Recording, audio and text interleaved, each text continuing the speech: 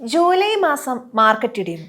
നിങ്ങളുടെ ഫോണിലെ investment app തുറക്കുമ്പോൾ പോർട്ട്ഫോളിയോയിൽ ചുവപ്പ് നിറം കാണുമ്പോൾ പല നിക്ഷേപകരുടെയും മനസ്സിൽ ഇപ്പോൾ ഉയരുന്ന ഏറ്റവും വലിയ ചോദ്യം ഇതാണ്: നമ്മുടെ അക്കൗണ്ടിൽ ശമ്പളം വരുന്നു, നമ്മൾ സാധാരണ പോലെ UPI പേയ്മെന്റുകൾ നടത്തുന്നു, വണ്ടിയുടെയോ വീടിന്റെയോ EMI അടച്ചു തീർക്കുന്നു.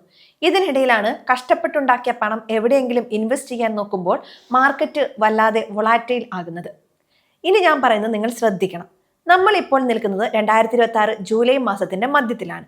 നിലവിൽ നമ്മുടെ നിഫ്റ്റി 50 സൂചിക നോക്കിയാൽ അത് ഏകദേശം 24,000 ലെവലിലാണ് ട്രേഡ് ചെയ്യുന്നത്.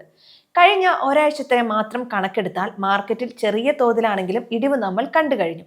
ഇതിനൊപ്പം ആഗോളതലത്തിലുള്ള വലിയ അസ്ഥിരതകളും പലിശ നിരക്കുകളെ കുറിച്ചുള്ള ചർച്ചകളും നിക്ഷേപകരിൽ ഒരുതരം ഭയം ഉണ്ടാക്കുന്നുണ്ട്.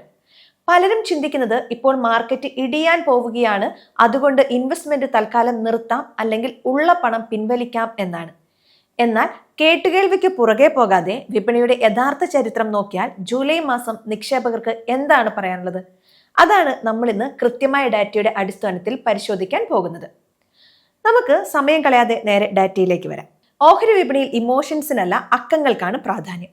നമ്മൾ കഴിഞ്ഞ 2001 മുതൽ 2025 വരെയുള്ള നീണ്ട 25 വർഷത്തെ നിഫ്റ്റിയുടെ ചരിത്രപരമായ ക്ലോസിംഗ് വാല്യൂസ് കൃത്യമായി വിശകലനം ചെയ്തു.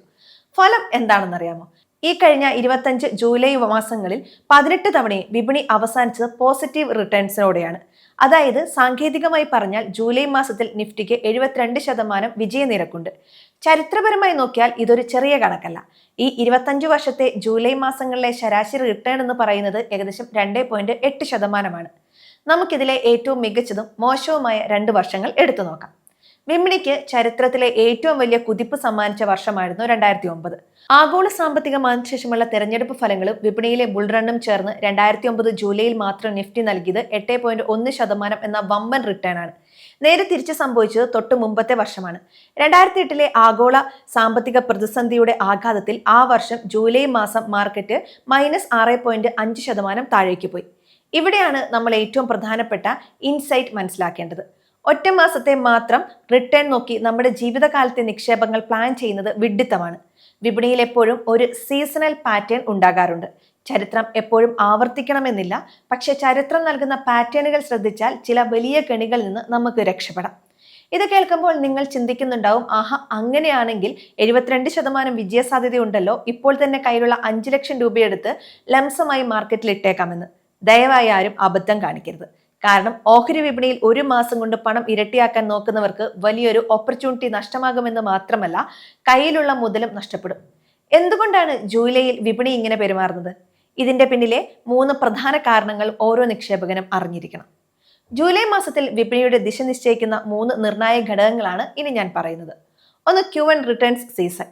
ഏപ്രിൽ മുതൽ ജൂൺ വരെയുള്ള ആദ്യത്തെ ക്വാർട്ടറിന്റെ ഔദ്യോഗിക ഫിനാൻഷ്യൽ റിസൾട്ടുകൾ കമ്പനി പുറത്തുവിടുന്നത് ജൂലൈ മാസത്തിലാണ്.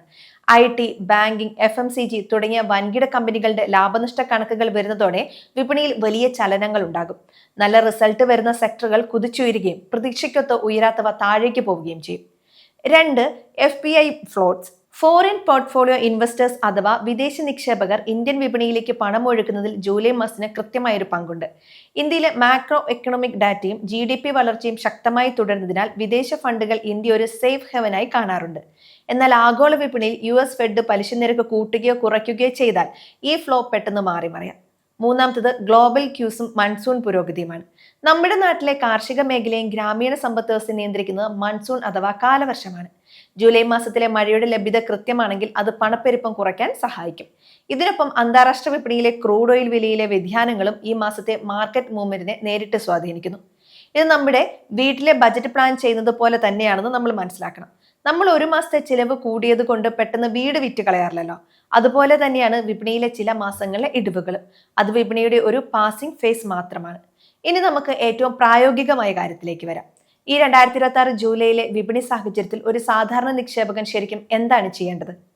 വിപണിയിലെ 25 വർഷത്തെ ചരിത്രം നോക്കുമ്പോൾ ഒരു കാര്യം വ്യക്തമാണ്: മാർക്കറ്റ് ടൈം ചെയ്യാൻ ശ്രമിക്കുന്നതാണ് ഇൻവെസ്റ്റിംഗിലെ ഏറ്റവും വലിയ തെറ്റ്. പലരും ജൂലൈയിലെ ചെറിയൊരു ഇടിവ് കണ്ട് പേടിച്ച് ഇൻവെസ്റ്റ്മെന്റ് നിർത്തിവെക്കാറുണ്ട്.